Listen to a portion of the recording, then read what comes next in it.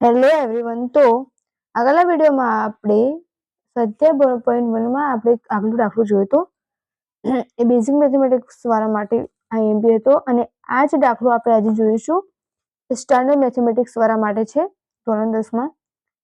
તો આમાં એમ કીધું છે કે દવાની એક કેપ્સ્યુલનો આકાર નળાકારની બંને બાજુએ અર્ધગોલક લગાડેલો હોય તે રીતનો છે. રાઈટ, એટલે કેપ્સ્યુલ છે પહેલા તો નળાકાર આપણે જોઈએ અને બંને બાજુએ અર્ધગોલક લગાડેલો હોય. રાઈટ, આ રીતનો અર્ધગોલક લગાવ્યો હોય એ ટાઈપનો છે. તો કેપ્સ્યુલની લંબાઈ 14 મીમી. કેપ્સ્યુલ છે એની લંબાઈ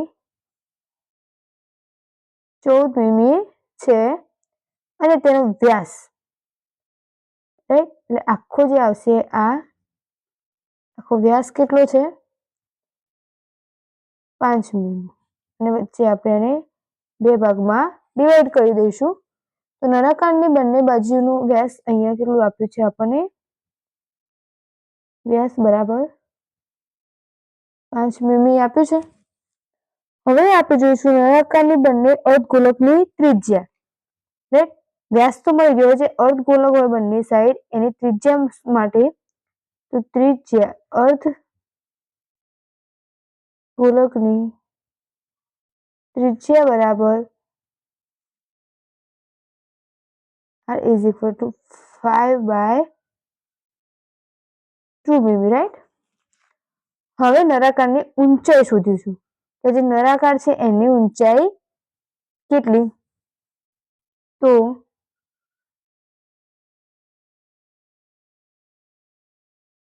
નળાકારની ઊંચાઈ ઇઝ ઇક્વલ ટુ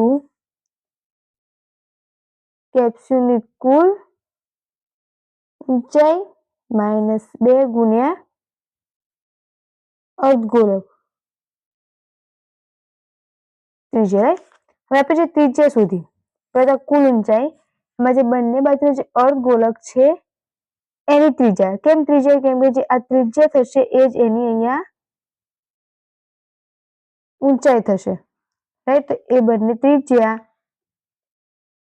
અને કુલ ઊંચાઈ કેપ્સ્યુલની કુલ ઊંચાઈ કેટલી છે 14 -2. 2 એટલા માટે છે કે બંને સાઈડ 2 નળાકાર છે ગુણ્યા અર્ધગોલકની ત્રિજ્યા એટલે 5/2. 2 જતા રહ્યા તો અહીંયા કેટલા આવશે 9 મીમી.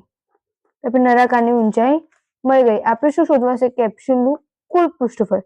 જે આખી કેપ્સ્યુલ છે એનું કુલ પૃષ્ઠફળ અહીંયા જોઈશું. તો કેપ્સ્યુલનું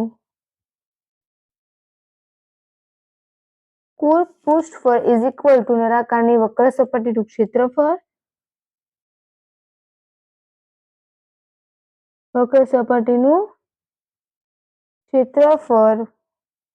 વત્તા 2 ગુણ્યા અર્ધગોલકની વક્ર સપાટીનું ક્ષેત્રફળ.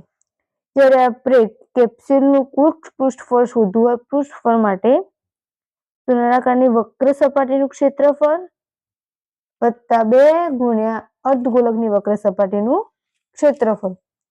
તો નળાકારની ક્ષેત્રફળ માટે 2πrh ગુણ્યા 2 ગુણ્યા 2πr². સોરી, અહીંયા પ્લસ આવશે પ્લસ 2 ગુણ્યા 2πr². હવે તમે અહીંયા જોજો કોમન શું નીકળશે આ બધામાંથી તો 2πr કૌંસમાં h વત્તા અહીંયા કેટલા છે 2r. રાઈટ, હવે બધી કિંમત આમાં મૂકી દઈએ. 22/7 ગુણ્યા ત્રિજ્યા r 5/2 9 + 2 cos 5/2 મીમી સ્ક્વેર. આ ઊંચાઈ અને આની કિંમત મૂકી દીધી. અહીંયા 2 જતા રહેશે, અહીંયા પણ જતા રહે. 22/7 ગુણ્યા 5 ગુણ્યા આ કેટલા છે 9 ને 5 કેટલા 14. 7 દુ તો 44 કેટલા વધશે અહીંયા? 7 દુ 14 તો 44 ગુણ્યા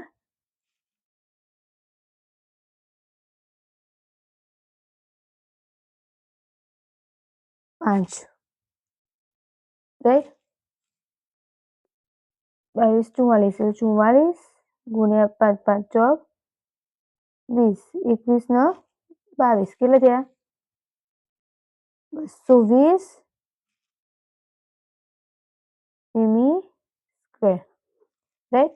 તો હજી ફરી એકવાર તમે જોઈ લો સિમ્પ્લિફિકેશન કઈ રીતે કર્યું એમ. તો અહીંયા 2π જ કર્યું.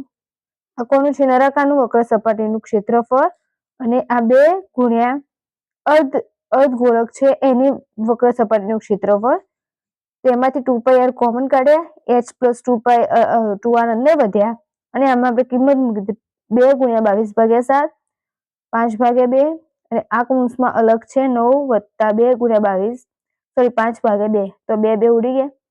9 ની 5 કેટલા થશે? 14 રાઈટ. તો ગુણાકાર કરીને અહીંયા 14 અહીંયા 2 હતો, અહીંયા 2 હતો, એ 2 આઉટ થઈ ગયા. અહીંયા ઉપર વધ્યા 22 નીચે 7 અને અહીંયા 5 તો 7 દુ 14 તો અહીંયા કેટલા બધા? 2 5 અને 22 22 દુ 44 44 ગુણ્યા 5 કરશો એટલે તમને મળશે 220 મીમી સ્ક્વેર. તો એકદમ ઇઝી છે, તમારે સ્ટેપ બાય સ્ટેપ વર્ક કરવાનું અને આ સ્ટાન્ડર્ડ મેથેમેટિક્સ વાળા માટે અહીંયા બી છે. નો ડાઉટ તમારે તો બધા જ ચેકઆઉટ કરવા જોઈએ, બટ જે હું આઈએમપી કહું એને સારી રીતે તમારે ગણી લેવાનું ને એકદમ રેડી રાખવાનું, બાય ચાન્સ તમારા પેપરમાં પૂછાઈ જાય રાઈટ. તો આ વિડીયો તમારા બીજા ફ્રેન્ડ સાથે શેર કરી દેજો અને ચેનલને સબસ્ક્રાઇબ કરવાનું ભૂલતા નહીં. તો મને પણ સપોર્ટ મળશે અને બીજા કોઈ આઈએમપી જોઈએ તો મેં ઓલરેડી ટેલિગ્રામમાં મૂક્યા છે મેથેમેટિક્સના નોટ્સ બનાવવાના, તો એ તમે ચેકઆઉટ કરી લેજો.